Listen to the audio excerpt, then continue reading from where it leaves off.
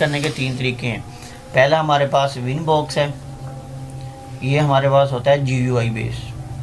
Second हमारे पास है web, ये हमारे पास ब्राउज़र साइट पे होता है। थर्ड हमारे पास इसका टेलनेट है, ठीक है, ये हमारे पास CLI बेस होता है।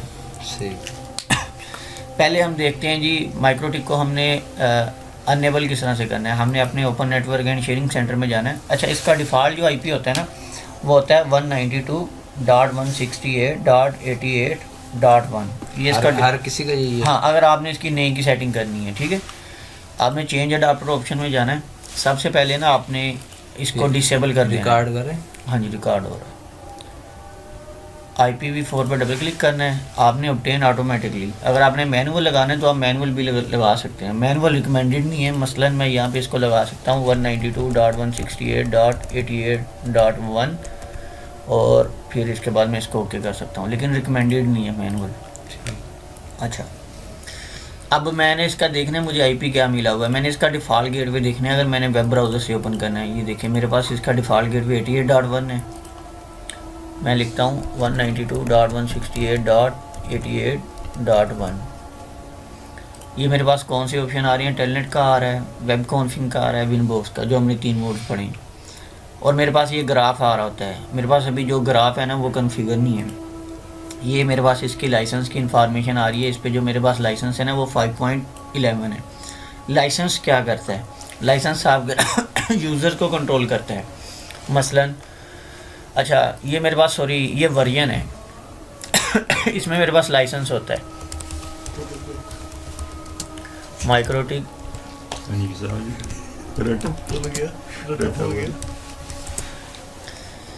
हाँ, हम वाईफाई से नहीं कनेक्टेड जी सर जी।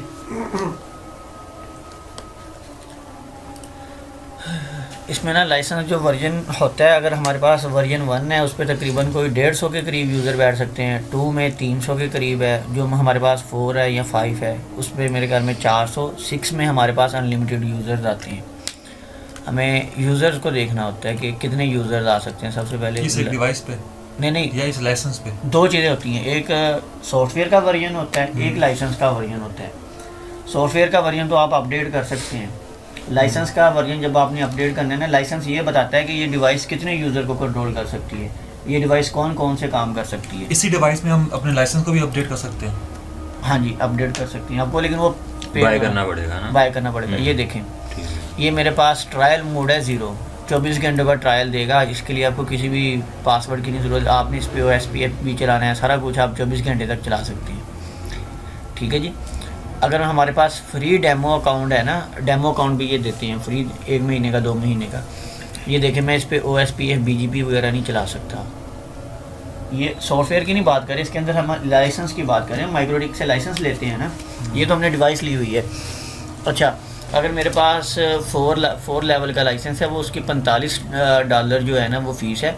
इस पर मैं OSPF भी चला सकता हूँ, ठीक है। लेकिन अगर मैं PPOE के क्लाइंट्स की बात करूँ तो मैं 200 क्लाइंट्स जो है वो अपनी इस डिवाइस पे रख सकता हूँ, ठीक है जी। लैन इंटरफेसेस, अगर मैं कितने लैन को कंट्रोल कर सकता हूँ, कितनी मैं पोर्ट्स का स्विच लगा सकता हूँ, आप अनलिमिटेड लगा सकते हैं ना, ठीक है।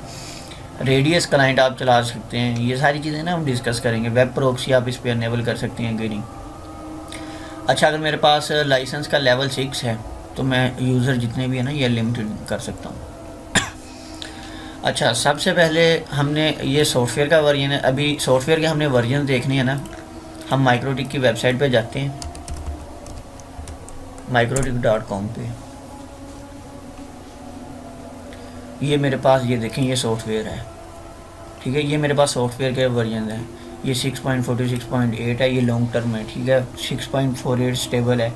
ये टेस्टिंग के लिए ये वर्जन यूज़ हो रहा है। ये बीटा वर्जन है, ये डेवलपमेंट अभी जो नेक्स्ट हो रही है, ठीक है। ये सॉफ्टवेयर के वर्जन हैं, ये फ्री ऑफ कॉस्ट अवेलेबल हैं, कोई भी इनको डाउनलोड कर सकता है।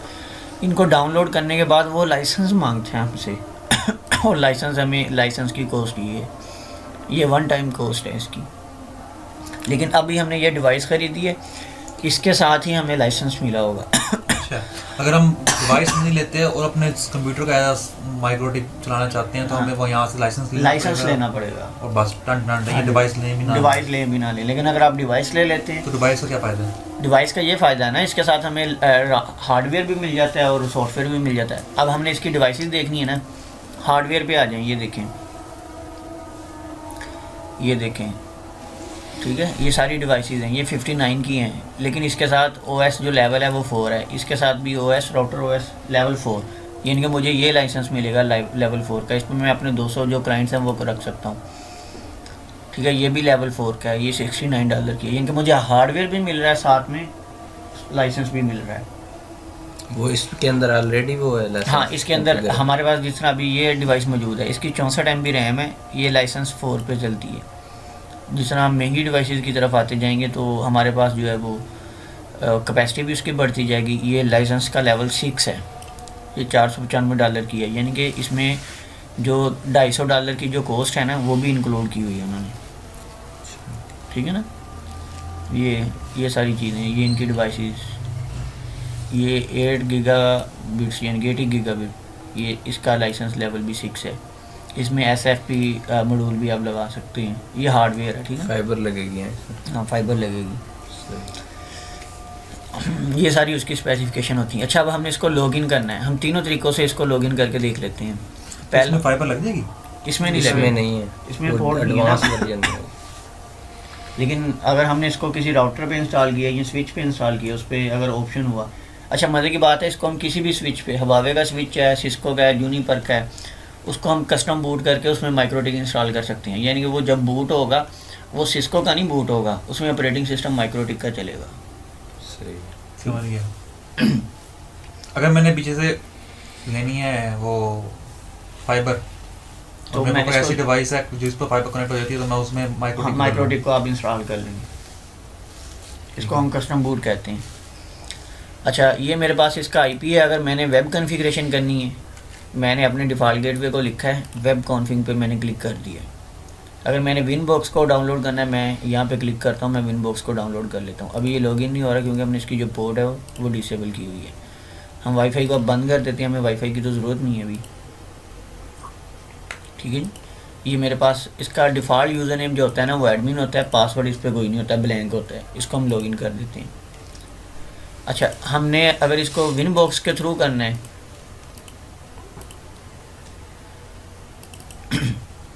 मेरे पास ये विनबॉक्स है, ये पुराना वर्जन है, ये मेरे पास लेटेस्ट वर्जन है। जो हमारे पास 5 पॉइंट की रेंजेस में है ना वो पुराने विनबॉक्स से कनेक्टेड होंगी, जो मेरे पास 6 की रेंजेस में है ना वो नए से होंगी कनेक्ट।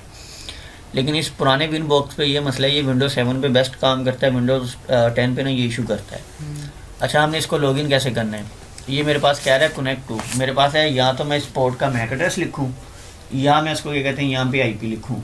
लेकिन अगर मैंने अपने एरिया में डिवाइसेस को फाइंड आउट करना है, मेरे पास इर्द गिर्द कितनी डिवाइसेस हैं, ये मेरे पास 3 डॉट्स हैं, मैं इन पर क्लिक करता हूँ तो मेरे पास जितनी भी माइक्रोटिक की डिवाइसेस हैं वो यहाँ पे आ जाएंगी, ठीक है। नहीं अंदर भारी ये नहीं काम करता, इस पर करना चाहिए यार, इसको एनेबल भी किया है इसको ना, फिर भी नहीं करता। मैनुअल दे दो। अच्छा जी, 192.168.88.1, ठीक है जी। हम एक चीज़ हम भूल गए।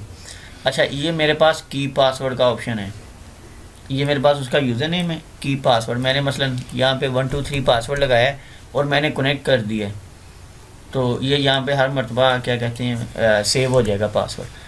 लेकिन मैंने इसका सेशन सेव करना है, हम देखते हैं जी क्लास 1, मैंने यहाँ पे इसका जो पासवर्ड था उसको लिखा, मैंने यहाँ पे सेव कर दिया, मेरे पास ये सेव हो गया। मेरे पास 100 माइक्रोटिक लगे हुए हैं, मैं हर एक का पासवर्ड यूज़र नेम पासवर्ड तो नहीं ना याद रख सकता, या हर एक का IP या मैक एड्रेस नहीं याद रख सकता। नेक्स्ट मैं पता क्या करूँगा, मैं यहाँ पे क्लिक करूँगा और कनेक्ट हो जाएगी मेरे पास, ठीक है।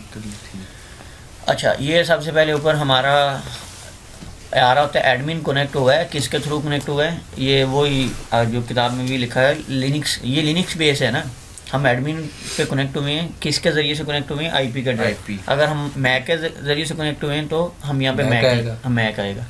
ये किस राउटर में कनेक्ट हुए हैं, राउटर का नाम आ रहा है। ये विनबॉक्स का, हमारे पास विनबॉक्स के ज़रिए से कनेक्ट हुए हैं, हमारे पास वर्जन आ रहा है कि हमारी उस पर वर्जन कौन सा चल रहा है डिवाइस पे, और ये हमारी डिवाइस की आईडी आ रही है। अच्छा, ये इस पर अगर हम राइट क्लिक करें ऐड CPU, तो ये मेरे पास CPU इस वक्त 6% जो है ना 1% करंट टाइम पे यूज़ हो रहा है। ये आप इस पे जहाँ पे भी आपने किसी भी एक्शन को अंडू रीडू करना है तो आप सेफ मोड, यानी कि आप पब्लिक नेटवर्क पे हैं तो आप उस पर, ठीक है, CPU इसका यूज़ होगा, CPU इसका यूज़ डिवाइस का हो रहा है। राइट क्लिक किया ऐड मेमोरी, मेरे पास 50 MB की जो मेमोरी है ना वो अवेलेबल है। तो है तो ऐड, हाँ जी, वो कुछ ऑपरेटिंग सिस्टम को भी चाहिए होती है ना, ऑपरेटिंग सिस्टम में चलना है। अच्छा, इसको मुझे चलाते हुए कितना टाइम हो गया है, ठीक है जी, अप टाइम 1 घंटा हो गया, तो तब तो वेट कर रहे, हाँ 1 घंटा 8 मिनट हो गया, ठीक है जी। और ये मेरे पास इसकी ग्राफ में यूजेज आ रही है मेरे CPU की, ठीक है जी। ये मेरे पास सबसे पहले इंटरफेसेस है। इंटरफेसेस में मेरे पास इसकी जितनी भी VLANs हैं, फिजिकल हैं, ठीक है जी, वर्चुअल इंटरफेसेस हैं, फिजिकल, जो भी हर चीज़ मेरी इंटरफेस से रिलेटेड है ना वो इंटरफेस में आएगी। ये देखें, उसने अगर हम बाय डिफ़ॉल्ट सेटिंग पे भी जाएँ, उसने Ethernet 1 गेटवे लिखा हुआ है, यानी कि हमारा जो वैन है, और बाकी उसने जो 4 है ना वो उसने आउट किया हुआ है।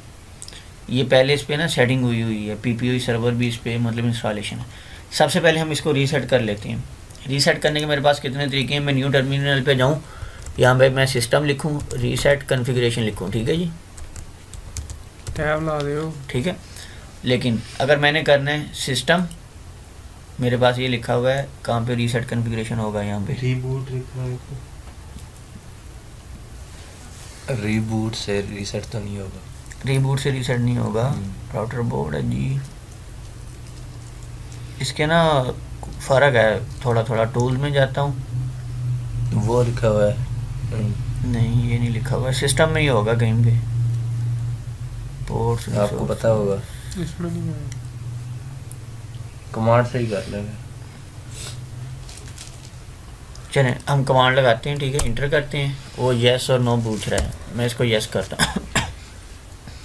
राउटर जो हमारा डिस्कनेक्ट हो गया ना, क्योंकि ये रिबूट हो रहा है, रीसेट हो रहा है। इसकी स्क्रिप्ट वगैरह पढ़ी है आपके पास मैंगल की? सारी पड़ी हैं, स्क्रिप्ट भी बनाना भी, स्क्रिप्ट बन भी जाती है, अगर आपने कहीं पे सेटिंग की हुई है ना, वो टर्मिनल से हमारे पास स्क्रिप्ट बन भी जाती है, खुद भी बना सकते हैं। अभी हम दोबारा हमें अपना IP चेक करना पड़ेगा, लेकिन इसका बाय डिफ़ॉल्ट हमें पता ही यही होता है। अच्छा, अगर आपने इसको कंप्यूटर पे इंस्टॉल किया है ना, या दूसरी डिवाइस जिसमें उसमें साउंड कार्ड भी लगा हुआ है, तो ये जब भी स्टार्ट होगी ना, ये 2 मरतबा बीप्स देगी, टीन टीन की ना, मतलब उसकी ये निशानी होती है कि ये रन हो गई। कंप्यूटर में भी इसी तरह ही करना है ये? नहीं, कंप्यूटर में इंस्टॉलेशन का तरीका हम देख लेते हैं, अगर आप कहते हैं कंप्यूटर, वो हम बाद में देख लेंगे। ISO के लेके ना फिर पोर्टेबल बना के USB, तो मैं कहते जिम्मे विंडो करी थी, सर्वर बना लेंगे पहले उसको। हाँ ऐसे ही। अच्छा, ये देखते हैं, अभी हम दोबारा कनेक्ट करते हैं। ये हमारा, ये देखें, ये माइक्रोटिक जो है ना वो दोबारा आ गया। अच्छा, उसने ना इसमें बाय डिफ़ॉल्ट कुछ कॉन्फ़िगरेशंस की होती हैं, माइक्रोटिक में बाय डिफ़ॉल्ट कुछ कॉन्फ़िगरेशंस की होती हैं, जिस तरह उसने ये DHCP पूल कॉन्फ़िगर किया हुआ है, जो हमें 88.1 का जो एड्रेस है वो दे रहे हैं, ठीक है ना, उसकी रेंजेस 10 से लेके 254 तक है। ये ऑटोमेटिकली हर इसमें यही हर एक में होती है। अच्छा, वो हमसे 2 ऑप्शन पूछ रहा है, आपने इसको रिमूव करना है या ओके करना है।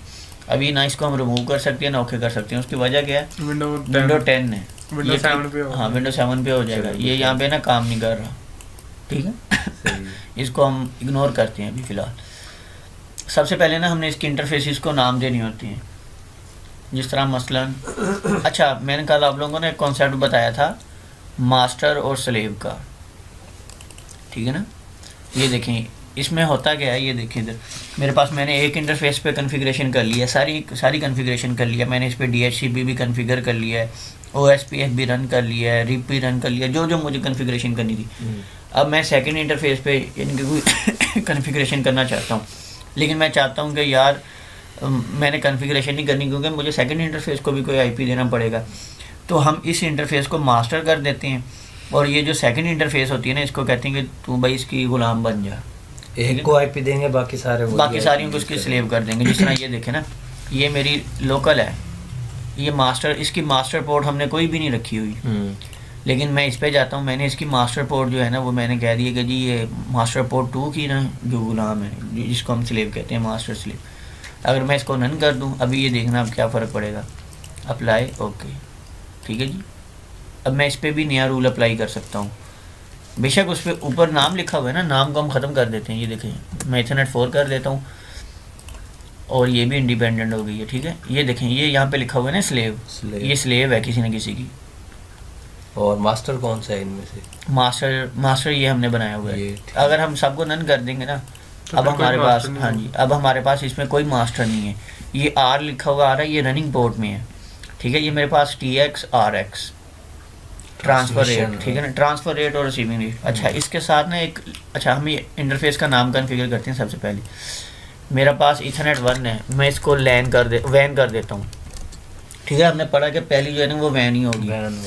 या मैं इसको कर देता हूँ PTCL इनपुट, ठीक है। अपनी पसंद अपनी मर्ज़ी के साथ मैंने नाम रखने, क्योंकि जब आप नेटवर्क डिप्लॉय कर रहे होते हैं ना, एक मरतबा तो आप कॉन्फ़िगरेशन कर लोगे, नेक्स्ट टाइम जब आप आओगे ना आपको परेशानी होगी, क्योंकि तब तक आपको भूल चुका होगा। कमेंट में आ जाते हैं, कमेंट में मैं यहाँ पे लिख देता हूँ मेन इनपुट, ठीक है जी, फ्रॉम PTCL और फाइबर है या जीपोन है, जो भी अपनी आसानी के लिए मैंने जो भी कमेंट लिखना है, ठीक है ना। ओके कर देता हूँ इसको। मैंने PTCL इन कर दिया। आगे मैंने इसको वैन भी लिख सकता हूँ कि जी ये मेरी यहाँ से मेरा ये गेटवे है। MTU क्या होता है? ये मैक्सिमम ट्रांसमिट यूनिट होता है, पता है ना इसका? 1500 बाइट्स होते हैं। हाँ जी, ये होता है कि जी ये देखो मेरा एक कंप्यूटर है, ये एक कंप्यूटर है। जिस तरह मैं आपसे बात कर रहा हूँ, मैं आपसे नॉर्मल यानी कि कह लें मैं 1500 के स्टैंडर्ड पे बात कर रहा हूँ, तो आप मैं जितने पैकेट आपको सेंड कर रहा हूँ आप इजीली उसको रिसीव कर सकें। अच्छा अगर मैं तेज़ बोलना शुरू कर देता हूँ, यानी कि ये मेरा माइक्रोटिक है, इसकी साइड पे तो मेरे पास जी मैंने 2000 कन्फिगर कर दिया, लाइक मैं यहाँ पे 2000 लेके चला गया, लेकिन मेरा इस साइड पे क्लाइंट की साइड पे 1500 है। ये पैकेट ज़्यादा सेंड करता रहेगा, वो रिसीविंग लॉस होंगे पैकेट कंट्रोल का। हाँ ठीक है, मुझे यहाँ पे भी फिर इसको 2000 करना पड़ेगा, लेकिन हम क्या करते हैं बाय डिफ़ॉल्ट जो है ना उसको 1500 पे रहने देते हैं। 1500 पे, क्योंकि इथरनेट की वो कैपेसिटी भी यही है। हाँ जी, वायर की जो है वाईफाई मोडेम भी ना 1480 तक सपोर्ट है, कैंडा वगैरह भी। अच्छा अब दूसरी चीज़ यहाँ पे देखें, ये लेयर 2 का है, ये मेरा मैक एड्रेस है, ये ARP पैकेट जो होते हैं हमने पढ़े होते हैं, ARP प्रॉक्सी ARP, ठीक है ना, रिप्लाई ओनली, ठीक है ना। इनको हमने अनेबल करना है कि नहीं, क्योंकि हमारी वैन बोर्ड है, इस पर तो हमें अनेबल रखना, क्योंकि हमने कम्युनिकेशन सारी इनके थ्रू करवानी है ना, अनेबल रखना। इसकी हम कहते हैं मास्टर पोर्ट, कि इसने किसी दूसरी से पोर्ट के रूल्स तो नहीं अपने ऊपर अप्लाई करने, हम इसको नन रहने देंगे। अच्छा अब मैं कहता हूँ इस डिवाइस में से कितना डेटा ट्रांसफ़र हो सके, इस डिवाइस में से नहीं सॉरी इस पोर्ट में से कितना डेटा ट्रांसफ़र हो सके, 1 MB हो सके, 2 MB, 10 MB या अनलिमिटेड, ठीक है ना। ये किस में कर रहे हैं आप? वैन में? हाँ जी वैन में। हम कहते हैं इस पे वैन में इनपुट होगा ना, कितना हम कहते हैं जितना मर्जी इंटरनेट आए। मसलन मैं कहता हूँ कि इसमें सिर्फ ना 2 MB का डेटा ही आ सके, मैं TX में 2 MB कर देता हूँ, RX में रिसीविंग जो है रिसीविंग 2 MB कर देता हूँ और डाउनलोडिंग जो है वो 4 MB कर देता हूँ। अब क्या होगा, मेरा इंटरनेट का डेटा तो 2 MB आएगा, लेकिन जो मेरे क्लाइंट्स हैं आपस में जो शेयरिंग फाइलें वगैरह सेंड कर रहे होंगी वो 4 MB से ज़्यादा भी कर सकते हैं एट अ टाइम, ठीक है ना कि नहीं। तो इसको हम अनलिमिटेड रहने देते हैं, इसको भी अनलिमिटेड। अच्छा मैं इथरनेट पे आ जाता हूँ। ये पोर्ट 1 गीगाबिट को सपोर्ट करती है। मैंने इसको किस मोड पे चलाना है, 10 Mbps पे चलाना है या 1 गीगाबिट पे? 1 गीगाबिट वैन है, ठीक है। तो ऑटो नेगोशिएशन फुल डुप्लेक्स, ठीक है ना, इसको हमने ओके करना है। इस पोर्ट का इस टाइम स्टेटस क्या है? ये 100 Mbps पे चल रही है, ये अभी 1 गीगा पे नहीं गई, वो जाएगी भी क्यों नहीं, क्योंकि यहाँ से यहाँ तक, हाँ जी ठीक है ना। इसको हम फुल डुप्लेक्स भी नहीं है, ये अभी काम कर ही नहीं रही है। उसकी वजह मेरे लैपटॉप के कार्ड और दोनों का अगर 1 गीगाबिट तो तभी काम करेगी ना जब मेरे दोनों पे 1 गीगाबिट होंगे। अगर इधर 100 Mbps है, इधर 100 Mbps है, तो वो 100 Mbps पे ये मेरे पास उसका ओवरऑल स्टेटस आ रहा है। ये पोर्ट मेरे पास एक्टिवेट नहीं है ना अभी, ये भी एक पोर्ट का इन और आउट पोर्ट का हो रहा है। ये अभी इनका कर रहे हैं, स्ट्रीम का नहीं इनका कर रहे हैं। पोर्ट नंबर 1 को अभी हम कर रहे हैं, 2 को नहीं अभी हमने किया, ठीक है ना। ये देखो मेरे पास RX कितना हुआ है, 1 गीगाबाइट है मतलब मैक्सिमम हर एक पोर्ट का, ठीक है। इसको हम अप्लाई ओके कर देते हैं। अच्छा अभी हम हमारे पास पोर्ट नंबर 2 पे हम एक्टिवेट है ना, रनिंग पे हैं, हाँ जी ठीक है ना। इस पे हम डबल क्लिक करते हैं, इसको हम कर देते हैं जी, एक मिसाल है, इसको हम कर देते हैं जी आउट, सारी चीज़ें वही हैं। इसको अब मैं करता हूँ 1 गीगाबिट, ठीक है। अप्लाई किया, स्टेटस पे मैं चला गया, फुल डुप्लेक्स पे मेरे पास क्लिक था मेरी, क्योंकि दोनों साइड पे 100 Mbps की है ना कम्युनिकेशन, तो ये फुल डुप्लेक्स पे मतलब हमारे पास ऑन हो गया। मतलब जितनी रिसीविंग है उतनी सेंडिंग। और ये मेरे पास ग्राफ्स आ रहे हैं। अच्छा, ये मेरे पास ये देखें रेड कलर में RX है रिसीविंग है, TX में ट्रांसफ़र। अच्छा एक चीज़ आपने याद रखनी है, मैं आपसे बात कर रहा हूँ ना, मैं TX दे रहा हूँ आपको, आप सुन रहे हैं, आप RX हैं, ठीक है। लेकिन जब हम उल्टी साइड पे जाएंगे ना, अगर हम वैन की साइड पे जाएंगे तो TX पे RX होगा जो हाँ RX, और हम हाँ, TX देंगे, TX देंगे, मतलब डाउनलोडिंग और अपलोडिंग यानी कि चेंज हो जाएगी। एक साइड से वो RX जो होगा वो आपकी अपलोडिंग होगी और TX डाउनलोडिंग, दूसरी साइड से TX डाउनलोडिंग होगी, RX अपलोडिंग, ठीक है ना। मैं ਤੁਹਾਡੇ ਨਾਲ ਗੱਲ ਕਰਨ ਦਿਆਂ, ਤੁਸੀਂ ਸੁਣਨ ਦਿਓ, ਤੁਹਾਡੇ ਵਾਸਤੇ ਕੀ ਹੈ, ਮੈਂ ਡਾਊਨਲੋਡਿੰਗ ਆ, ਜੇ ਤੁਸੀਂ ਗੱਲ ਕਰੋਗੇ ਤੇ ਉਹ ਮੇਰੇ ਵਾਸਤੇ ਅਪਲੋਡਿੰਗ ਹੋਏਗੀ। ਇਹ ਕਨਸੈਪਟ ਹੈ। ਅੱਛਾ ਹੁਣ ਮੈਂ ਚਾਹੁੰਦਾ ਵਾਂ ਇਹਦੇ ਉੱਤੇ ਨਾ ਮੈਂ ਸਿਰਫ ਲੈਨ ਕਨਫਿਗਰ ਕਰਾਂ, ਲੇਕਿਨ ਆਹ ਪੋਰਟ ਇਹ ਵੀ ਇਹੀ ਸੈਟਿੰਗਸ ਲੈਣ। ਮੇਰੇ ਕੋਲ ਦੋ ਆਪਸ਼ਨ ਹੈ, ਜਿਹੜੀਆਂ ਲੇਟੈਸਟ ਡਿਵਾਈਸਾਂ ਮੇਰੇ ਕੋਲ ਆ ਰਹੀਆਂ ਨਾ, ਉਹਨਾਂ ਦੇ ਵਿੱਚ ਮੇਰੇ ਕੋਲ ਇੱਥੇ ਬ੍ਰਿਜ ਦਾ ਆਪਸ਼ਨ ਆ। ਇੱਥੇ ਵੀ ਹੈ काम पे इस पे हाँ ब्रिज में हम क्या करते हैं, हम एक ब्रिज पोर्ट बना लेते हैं। मसलन मैंने ये एक ब्रिज बना लिया, इसके ऊपर मैंने सेटिंग अप्लाई करनी है और बाकी जितनी भी पोर्ट्स हैं ना वो मैंने ब्रिज के अंदर ऐड कर देनी है। मसलन मैंने ब्रिज 1 बनाया है, अप्लाई किया है, ओके, और मैंने इसमें पोर्ट्स ऐड कर देनी है। अभी मेरे पास कौन कौन सी पोर्ट्स फ्री हैं, 5, 4 और 3। मैंने प्लस के साइन पे क्लिक किया, मैंने 4 को ऐड किया, ठीक है जी। और कौन से ब्रिज में ऐड करना है, मैंने ब्रिज 1 में मैंने इसको ऐड कर दिया, ठीक है, जो उधर हमने नाम रखा था। अब प्लस पे साइन पे मैंने क्लिक किया, ब्रिज 3 पे मैंने पोर्ट 3 पे क्लिक किया, अप्लाई, ओके। अच्छा अब ये देखें मेरे पास एक ब्रिज आ गया, यहाँ पे एक वर्चुअल पोर्ट जो है ना वो मेरे पास बन के आ गई है। अब मैं जो ब्रिज पे सेटिंग्स अप्लाई करूँगा ना, देखें मैंने इसको ना तो स्लीव किया है ना तो मैंने इसको मास्टर किया है, ठीक है ना। लेकिन ये हमारे पास वर्चुअली जो है ना इथरनेट पोर्ट 4 और 3 जो है ना ये ब्रिज का हिस्सा बन गई है। अब मैं ये ब्रिज का हिस्सा बन गई है। हाँ ये ब्रिज का हिस्सा बन गई है। अब मैंने जो भी सेटिंग अप्लाई करनी है मैं ब्रिज पे अप्लाई करूँगा तो वो इन दोनों सेटिंग्स पे इन पे अप्लाई हो जाएगी। जितने भी सारी पोर्ट है ब्रिज में नहीं, सारी पे नहीं, ये मैंने 4 और 3 को ऐड किया है ना। अच्छा इधर कैसे ऐड किया है, ये मैं दोबारा करके दिखा सकता हूँ। ब्रिज पे मैंने क्लिक किया है, ये देखें पहले मैंने एक ब्रिज बना लिया है जिसको मैंने कह लिया जी यूनिवर्सिटी आउट कह लिया है, यूनी आउट, ठीक है ना, कि यूनिवर्सिटी की तरफ ना ये 2 पोर्ट्स जो है ना ये मैंने यूनिवर्सिटी के लिए रिजर्व कर दिए हैं। ठीक, फिर मैं एक और ब्रिज बना लेता हूँ, मैं कहता हूँ जी ये लैब के लिए रिजर्व है, ठीक है ना, मैं अपनी मर्ज़ी के साथ ब्रिज बना रहा हूँ। अच्छा अब इस ब्रिज में मैंने कौन सी पोर्ट को ऐड करना है जी, ये जो मेरे पास पोर्ट नंबर 3 थी ना, इसको चलें हम एक पोर्ट इधर कर देते हैं, एक पोर्ट उधर कर देते हैं। 3 नंबर पोर्ट जो है ना वो मैंने यूनी के लिए रिज़र्व कर दी है, ठीक है। 4 नंबर जो पोर्ट है ना वो मैंने लैब के लिए रिज़र्व कर दिया। ये देखें अब मेरे पास 2 ब्रिज बन गए हैं। मैंने अगर कल को लैब का ना, ये देखें लैब के लिए एक है और यूनी आउट है, ठीक है ना।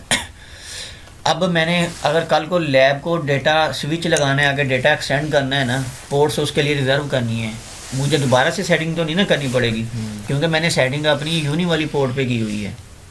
ये जब हम आके जाएंगे ना कोई भी हॉटस्पॉट कन्फिगर करेंगे, PPV करेंगे, OSPF कन्फिगर करेंगे, तब आपको इसकी आसानी से समझ जाएगी। कल को मुझे यहाँ पे और पोर्ट्स ना रिज़र्व करनी पड़ जाती है। मैं चाहता हूँ जी मेरे पास जो 4 नंबर पोर्ट है या 5 नंबर पोर्ट है ना वो भी रिज़र्व हो जाए लैब के लिए, जिनके लैब का डेटा भी उसी में जाए। मैं ब्रिज पे क्लिक करता हूँ, पोर्ट्स में आता हूँ, प्लस के साइन पे क्लिक करता हूँ, 5 नंबर पोर्ट्स जो मेरे पास है ना इसको मैं लैब के लिए ओके कर देता हूँ। ये ले अब लैब जो 5 है ना इस पे वो सारे रूल्स अप्लाई हो जाएंगे जो लैब वाले ब्रिज पे अप्लाई हैं। एक ब्रिज दूसरे को एक्सेस कर सकता है? कौन सा एक ब्रिज मतलब नहीं, ये तो हमने सेटिंग फिर रखनी है ना। अच्छा अब मज़े की बात ये है कि अगर मैंने सेटिंग रखी हुई है ना, ये है तो एक राउटर की पोर्ट्स, मैंने ब्रिज बना दिया है तो हमने सेटिंग्स इन पे डिफरेंट की हुई हैं तो ये दूसरे को एक्सेस भी नहीं कर सकती। अगर हमने सेटिंग सेम की हुई है तो ये फिर एक्सेस कर सकती हैं। सेटिंग कौन सी? ये है मसलन जिस तरह हम कहते हैं कि जी इंटर एरिया राउटर कॉन्फ़िगरेशन कर देते हैं। मसलन मैं यहाँ पे ये वाली पोर्ट इसको एक्सेस कर सकती कि नहीं, ये वाली? हाँ, यहाँ पे मैंने एक नेटवर्क चला दिया, यहाँ पे मैंने एक नेटवर्क चला दिया। अब मैं ये बताऊंगा ये मेरे पास एक ब्रिज है, ये मेरे पास एक ब्रिज है। अगर मैं चाहूँ तो इनकी आपस में कम्युनिकेशन करवा सकता हूँ, अगर चाहूँ तो इनको डिस्कार्ड भी कर सकता हूँ। यानी कि इन दो लैन इंटरफेसेस पे जो भी काम हो रहा होगा ना, मेरे क्या कहते हैं उसका राउटर पे मेरी जो सेटिंग्स है उनसे ये इफेक्ट नहीं होंगी। ब्रिज में और स्लीव में थोड़ा सा फ़र्क है। अच्छा, अगर हमने एक ब्रिज बनाया है, ठीक है, और उस पर जो सेटिंग रख लीजिए, हम जो पोर्ट 3 और 4 को वो सेटिंग मिल रही है, ठीक है, अब वो उस ब्रिज के साथ है, और अगर हम 4 में कोई और चेंजेस भी करना चाहते हैं वो अलग से कर सकते हैं? नहीं कर सकते, दोनों की सेम होगी, ठीक है, क्योंकि अब ये दोनों ब्रिज में ही जो चेंज होगा वही होगा, क्योंकि ये दोनों फिजिकली एक पोर्ट बन नहीं है। ठीक हो गया। अगर ब्रिज ना यूज करें, अलग अलग करें तो फिर हमारा अच्छा, मास्टर स्लेव और ब्रिज का देखा जाए तो सेम ही है? नहीं सेम। कैसे? थोड़ा ये देखो ना, एक मिसाल है, मास्टर ये OSPF में हमारे पास फ़र्क आ जाएगा, जब हम राउटिंग प्रोटोकॉल यूज़ करेंगे ना तब फ़र्क आ जाएगा। ये हम राउटिंग प्रोटोकॉल का मेरे पास एक मिसाल है, आगे करेंगे, एक मिसाल है, हाँ इससे आगे अभी तो हम सिर्फ इसकी इंटरफेसेस को बेसिक देख रहे हैं। मिसाल के तौर पर मेरे पास एक ऐसी डिवाइस है जिसमें 10 वाईफाई की डिवाइसेस हैं। तो अब अगर मैं स्लेव करता जा रहा हूँ, मेरे पास जो प्रोसेसिंग है वो ज़्यादा हो रही है,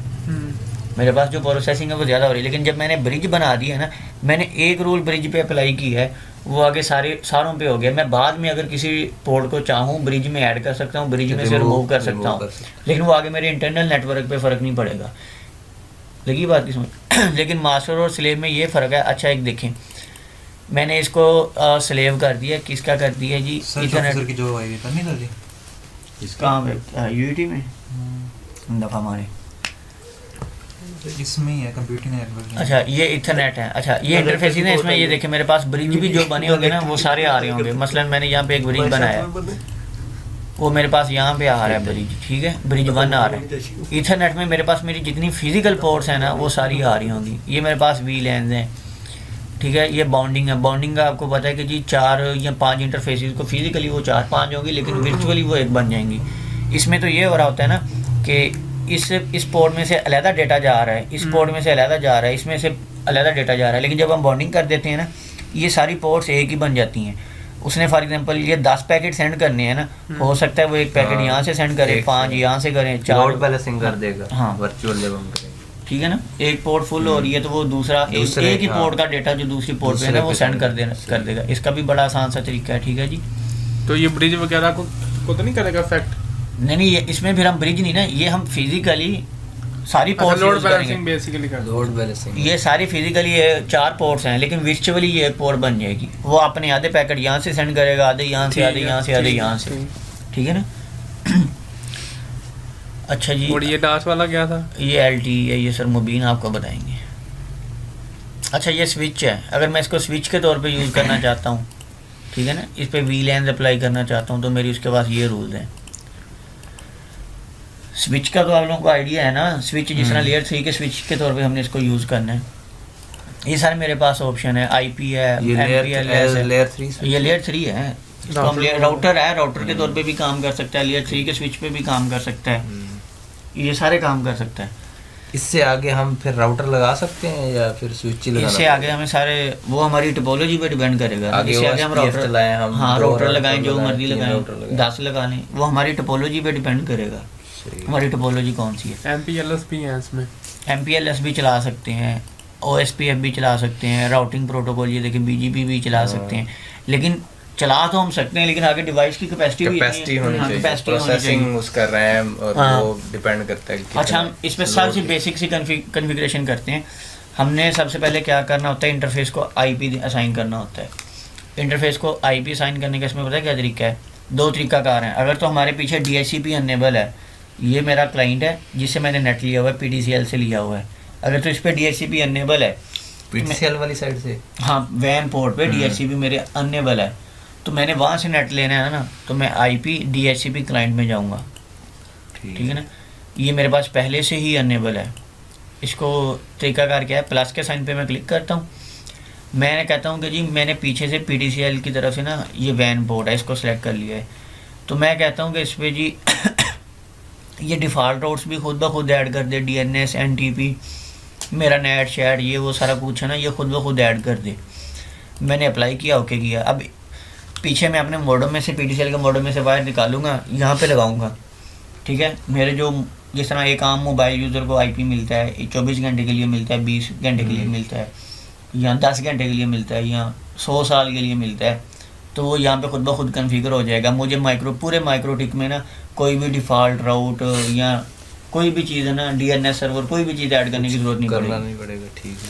लेकिन हम मैनुअल ऐड करते हैं, हमारे पास लाइव आईपी आ रहा होता है PTCL से या वतीन से, ठीक है, वो देते हैं खुद ही। हाँ नहीं, वो तो आपका सिनेरियो है ना, आपने कौन सा उनसे लिया हुआ है। उसके लिए ना हम आईपी पे क्लिक करते हैं, एड्रेसेस में हम जाते हैं। इसको स्टार्ट भी किया था, नहीं स्टार्ट। अच्छा, ये मेरे पास डिफ़ॉल्ट कन्फिग्रेशन है जो मैंने आप लोगों को बताया था कि जो हर एक माइक्रोटिक में होती है। हमने इसको अभी फ़िलहाल नहीं इसको छेड़ना। हम प्लस के साइन पे क्लिक करते हैं इसमें। अच्छा, थोड़ा सा डिफरेंट है मेरे पास। फॉर एग्जांपल प्राइवेट आईपी आ रहा है, उसका है 192.168.0 या 10 डॉट कर लेते हैं, 10.0/24। मेरे पास ये नेटवर्क चल रहा है। हाँ साहब, है ना इसकी समझ? अच्छा, मैंने इसको आईपी देना है। फॉर एग्जांपल मेरे घर में PTCL का मॉडेम लगा हुआ है, 20 MB का कनेक्शन आ रहा है। अब मैंने अपने 24 पोर्ट टैलेंट दे दिया। नहीं, ये पोर्ट नहीं है, ये सबनेट मास्क होता है। ये सबनेट मास्क। अच्छा, अब हमने पता क्या करना है, इसमें से अगर मैं 1 IP तो मेरे मॉडेम के लिए रिजर्व हो जाएगा, जो मेरे मॉडेम का डिफ़ॉल्ट गेटवे। अगर हम बाय डिफ़ॉल्ट देखें, अगर मैंने PTCL का मॉडेम ओपन करना 192.168.1.1 लगा लूँगा।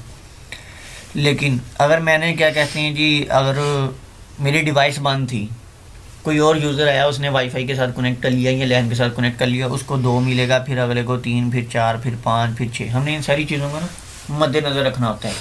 हम इस आईपी को उस रेंज में ले जाते हैं ताकि अगर कोई यहाँ पे 60 यूज़र आ भी जाए ना, तो हमारा नेटवर्क, हमारी यानी कि वो स्टैटिक आईपी जो हमने कन्फिगर किया है उसके साथ कॉन्फ्लिक्ट ना करे। तो मैं क्या करता हूँ, मैं यहाँ पे 192.168.1.2 भी दे सकता हूँ। लेकिन वो क्या होगा, अगर मेरी माइक्रोटिक की डिवाइस बंद थी, कोई और बंदा आ गया, वो आगे ऑनलाइन हो गया, तो उसको मिल जाएगा, फिर मेरी माइक्रोटिक क्या करेगी, आईपी की कॉन्फ्लिक्ट आएगी ना। मैं कॉन्फ्लिक्ट से बचने के लिए मैं 220 कर देता हूँ। सही। क्यों? वो 220 तक वो तभी पहुँचेगा ना जब मेरे PTCL के मॉडेम के साथ 220 यूज़र कनेक्ट होंगे। इतने होते नहीं हैं नॉर्मली अगर हम बात करें। 220 कर देता हूँ, या मैं, अच्छा चलो जी, मैं इसको 6 भी कर सकता हूँ, मैं 2 भी कर सकता हूँ, मैं 3 भी कर सकता हूँ, ठीक है ना। नॉर्मली 32 होते हैं। नहीं, हम 210 कर देते हैं, 254 तक जा सकते हैं। 250 मेरे नेटवर्क का सबनेट मास्क है 24। कौन सी क्लास का है ना, यानी कि इसमें 254 यूज़र आ सकते हैं। मैं इसको अप्लाई करता हूँ, ये देखो इसने मेरा नेटवर्क जो है ना वो खुद ब खुद फाइंड आउट कर लिया है।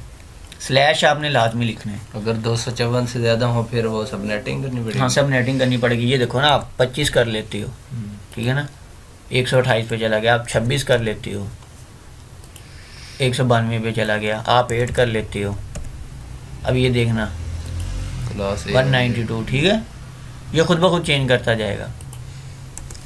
24 अप्लाई किया, क्लास ई में वो उसने मेरा नेटवर्क खुद ही फाइंड आउट कर लिया। ओके, अब मुझे नेट चलाने के लिए 3 चीज़ों की ज़रूरत होती है, आईपी, डिफ़ॉल्ट राउट 0.0.0 और नेट, डीएनएस की भी ज़रूरत होती है ना, ठीक है। अच्छा, अब हमने क्या कॉन्फ़िगर करना है, हमने डीएनएस कॉन्फ़िगर करना है। आईपी पे क्लिक करें, डीएनएस पे आ जाएं। सही है। प्लस के साइन पे क्लिक करें, ये इसमें थोड़ा सा डिफरेंट है।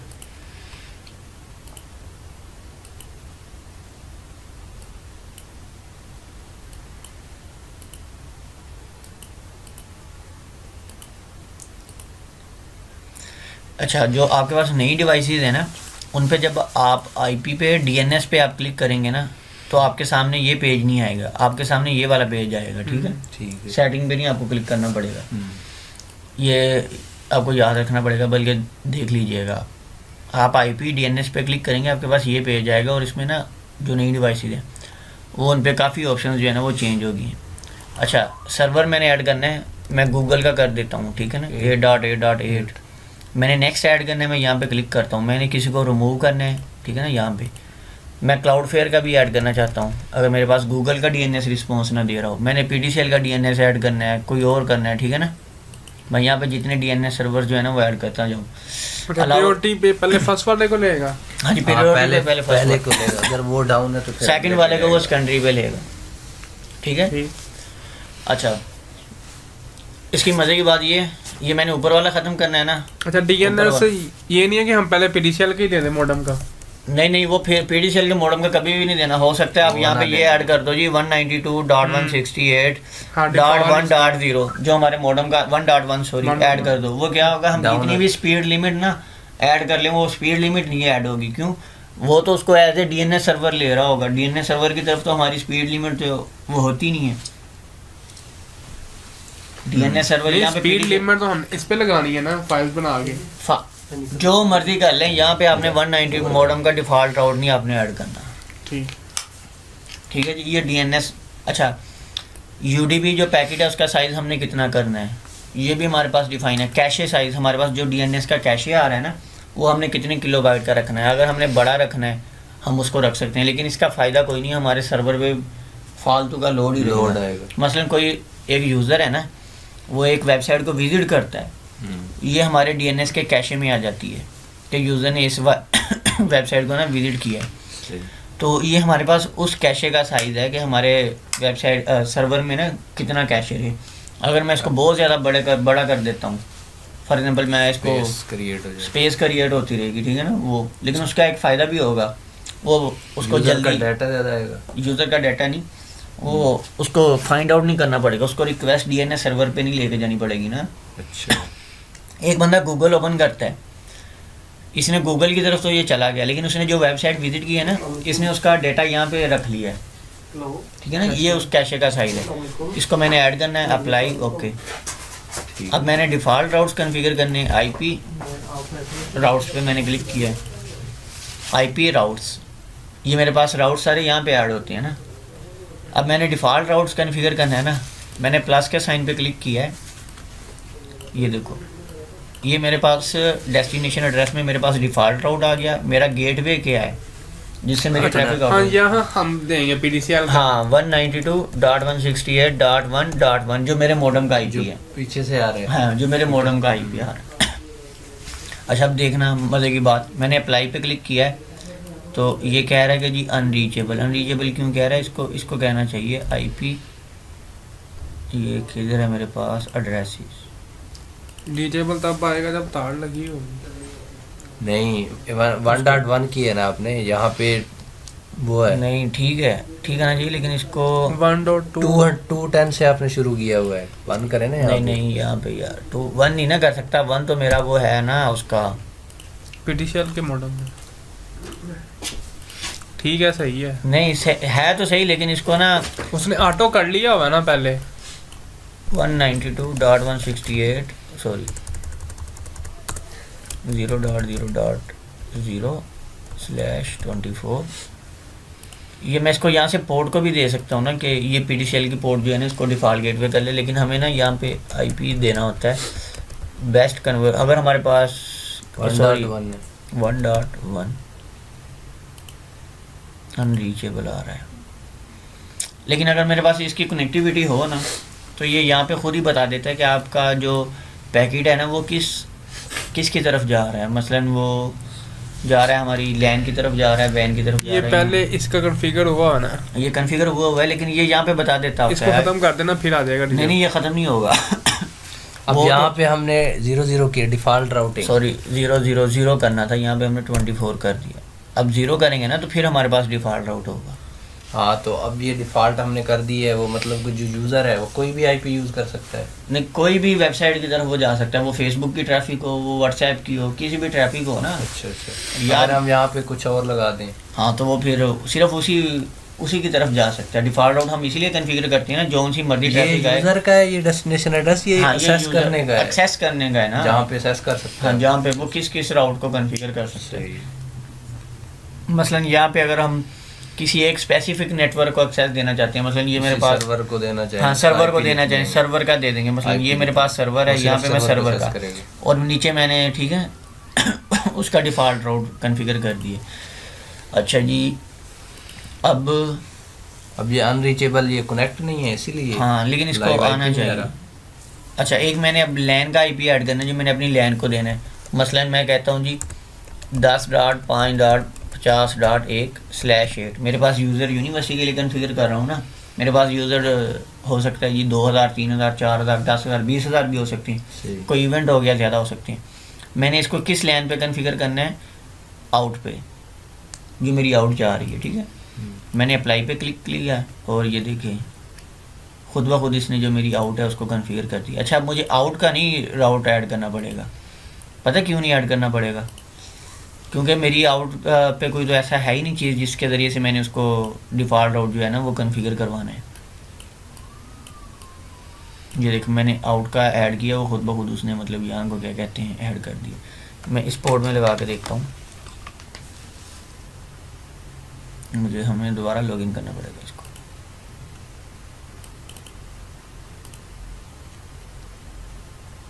ये हमारी वैन बोर्ड है ना, वैन है। हाँ, तो इस पे ये देखो वैन ना से नहीं पैकेट करेगा। नहीं, वो पैकेट ना रिसीव कर रहा है ना सेंड कर रहा है।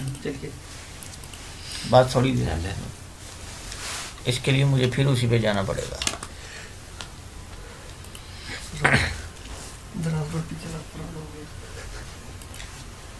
अभी वो आइडेंटिफाइंग कर रहा है, उसने हमें जो आईपी है ना वो असाइन नहीं किया।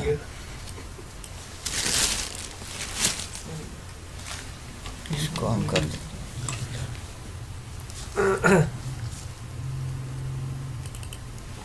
अच्छा, ये नहीं ना कर रहा। वॉशरूम नीचे उतरेंगे। अच्छा जी, पहले कौन प्रॉपर्टीज पे हम क्लिक करते हैं, ना जा इसको हम मैनुअली ऐड कर लेते हैं 192.168.88.1 इससे सामने सीधा जाएं, 10 सीधे हाथ उठे, फिर सीढ़ियाँ नीचे उतर होंगी। ओके, सीढ़ियों से नीचे उतरते ही है ना बाहर की तरफ रास्ता जा रहा होगा। सीढ़ियाँ नीचे तो नहीं है ना, बाहर की तरफ, इस साइड बाहर की तरफ नहीं, सीढ़ियों के साथ ही बाहर की तरफ जा रहा होगा। वॉशरूम में भी जा रहा है बाहर। हमने क्या लगाया था 10.5.50.1 इस पे करके देख लेते हैं। आईपी भी चेंज करो ना। आईपी भी करने लगे हैं जी। आईपी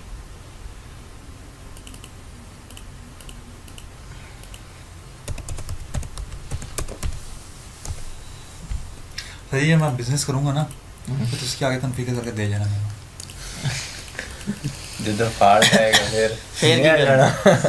ਤੁਸੀਂ ਆਪ ਸਿੱਖੋ ਭਾਈ, ਆਪ ਸਿੱਖੋ ਪਹਿਲੇ ਚਲਾਓ, ਜਦੋਂ ਚੱਲ ਗਿਆ ਤੁਹਾਨੂੰ ਸਮਝ ਆ ਗਈ ਫਿਰ ਯੂਜ਼ਰ ਨੂੰ ਦਿਓ ਤੁਸੀਂ। संचाल कटन का था एनजी साला मसले करता। नहीं, ये इसमें पुराना वर्जन है ना, आप इसको अपडेट कर लें तो सारे मसले जो हैं वो ख़त्म हो जाएंगे। मैं तुम पहले ही पूछे, मैं क्या तुम ये करके देना अपडेट हो जाएगा। अभी हमारे पास नेटवर्क ही है ना, इन नहीं है। हम इसको लैब में ले जाएंगे तो वहाँ पे ये अभी ये ऑन नहीं होगा। हो गया यहाँ पे अपडेट हम वही लाइसेंस लेके कर सकेंगे? नहीं, लाइसेंस तो हमारे पास ये बहुत है 4 लेवल। इसके क्रैक भी मिल जाते हैं नेट से, उन चीज़ों की टेंशन नहीं है। मैं कितना अधिक क्रैक हाँ, क्रैक मिल जाते हैं इसके। हो गया थी। अच्छा, फिर क्यों कर रहे हो दोबारा इन्हों अपडेट? इन्हों नहीं, वो कितना सी सीपीयू तो इंस्टॉल किया। अच्छा अच्छा सी। इसने अब ये पता है क्यों नहीं उठा रहा? उसकी वजह ये है कि हमने इस पे ना लैन इंटरफेस पे ना 2 आईपी कन्फिगर कर दिए, 2 नेटवर्क्स कन्फिगर कर दिए। कन्फ्लिक्ट आ गया फिर। वो एक को हमें रिमूव करना चाहिए था ना, लेकिन अभी इसने उठा लिया है 88.1 वाला। ठीक, ये पुराने वर्जन जो है ना उनमें यही बग्स वगैरह हैं, यानी कि कनेक्टिविटी इतनी अच्छी नहीं है, तो जिन वजह से ना ये नहीं होगा फिर हमारे पास। अच्छा जी, अच्छा ये DHCP सर्वर है। इसने ना एक डिफ़ॉल्ट ना हमारे पास DHCP सर्वर किया होता है। ये देखें, इसमें मेरा जो कंप्यूटर है ना उसकी बाउंडिंग आ रही है। अच्छा, तो मैक एड्रेस किसका? आपकी? मेरे कंप्यूटर का आ रहा है ना, ये देखो आईपी एड्रेस 88. हाँ जी, ये देखो ये मेरा मैक एड्रेस आ रहा है, मुझे आईपी क्या मिला हुआ है, कितने टाइम से लेके कितने टाइम तक मिला हुआ है, ये सारा यहाँ पे इस पर DHCP कन्फिगर है ना। ये देखो एक्टिव सर्वर डिफ़ॉल्ट, इसमें आईपी पूल भी उसने एक खुद से बनाया। अच्छा, मैंने आईपी पूल बनाना होता है ना DHCP सर्वर के लिए, मैं आईपी में जाता हूँ, पूल पे जाता हूँ, ये देखो ये मेरे पास DHCP बना हुआ है। इसमें हमारे पास मज़े की बात है, हमारे पास नेक्स्ट पूल भी होता है। अगर मेरे पास ये आईपी फुल हो गया है ना, कोई और तो मैं लगा दूँ। हाँ, मैं ऑटोमेटिकली वो अगले पूल पे चला जाएगा। मेरे पास कोई इवेंट हो रहा था, यूज़र ज़्यादा आ गए हैं, मेरी रिक्वायरमेंट नहीं थी उतनी, तो ये सारी चीज़ें हैं इसमें, बहुत है अभी के लिए इतना। फिर वो तो नहीं, चलो आगे हमने, हमारे पास नेट नहीं है ना, सारे एक्सपेरिमेंट हमने लाइव करने हैं अभी। मंडे वाले दिन से इसके सारे एक्सपेरिमेंट लैब में लाइव 2 घंटे की क्लास ये ले आना कल। ठीक है। नहीं वो है भी वहाँ, वैसे तो वहाँ पे भी है ना। नहीं ये अपना ले आएंगे ना वो, नहीं अपना भी ले आएंगे वो सारे। अच्छा वो स्विच है हमारे पास, ठीक है ना। तो वो राउटर का राउटर बोर्ड तो यार अल्लाह के बंदे वो है ना, उसका उसको उठाना कौन है?